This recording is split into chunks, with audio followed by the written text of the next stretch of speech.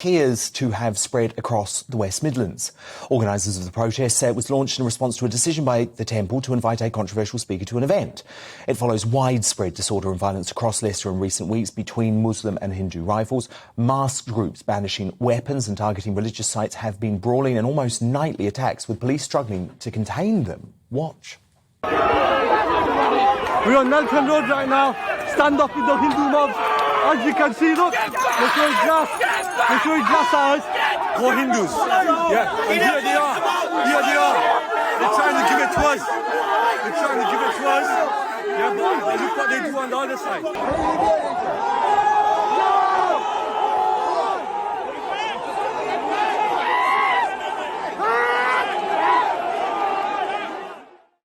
Police have made 47 arrests so far, with one man jailed for possessing an offensive weapon, though there has been a distinct lack of coverage from the MSM in this country. Community leaders say the violence can be traced back to a cricket match between India and Pakistan on August the 28th, and in a joint statement today they urged the, quote, inciters of hatred to stop the provocation and violence. They added, we arrived in the city together, we faced the same challenges together, we fought off racist haters together and collectively made the city a beacon of diversity and community cohesion. Nigel Farage, great to have you tonight. You say our immigration crisis is ultimately to blame for those horrible scenes.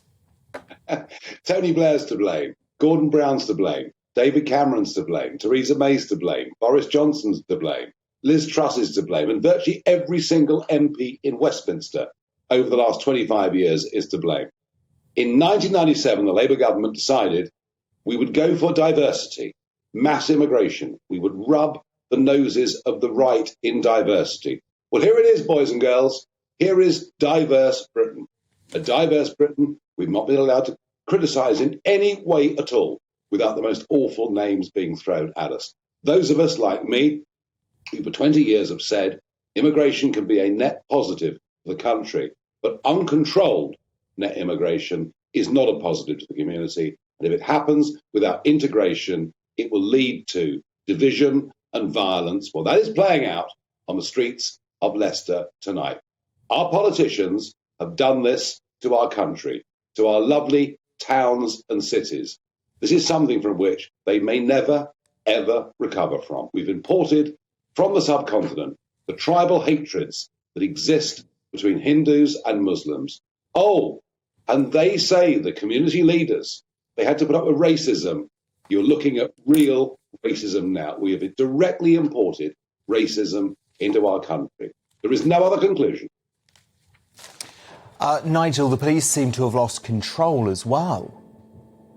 Well, the police don't exist when it comes to anything to do with the ethnic minority. You just look at what's happened to the firearms unit in South London, where a man was shot, and that's never good. But we hardly ever use our guns in this country, and that leads to marches. It leads to Diane Abbott condemning the police and, the Metropolitan Police themselves regretting what has happened and the division it's caused in our community. I tell you this, unless we go back to the doctrine of Martin Luther King, our cities are finished as decent places to live. Unless we end identity politics, unless we treat people all the same under the law, regardless of sex or race or gender or creed, we are finished. But our police are too scared for fear of being called racist. We've seen it with grooming gangs.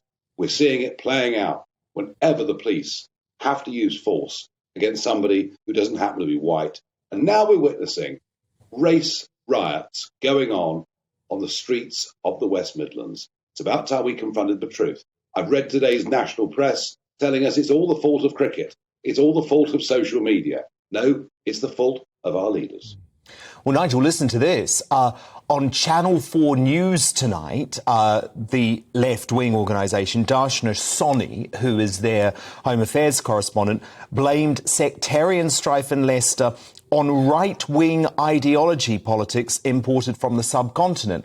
Now, as the Daily Telegraph columnist Alison Pearson pointed out in response, does she mean bigoted, backward, racist, patriarchal views hostile to integration imported from the subcontinent? Well, that's absolutely what she means. Of course, Alison's absolutely right in saying that.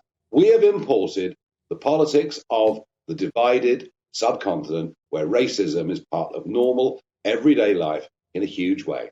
And as we go on, and we must think about this, you know, we gave out 1.2 million visas last year. We gave them out to workers, we gave them out to students, to family reunions, and the biggest number of those came from India. Trade deals that the Conservative government want to do with India aren't based on reducing tariffs and simplifying standards. No, giving out large numbers of visas is a part of it. Blair started this, but the Conservative Party are just as complicit.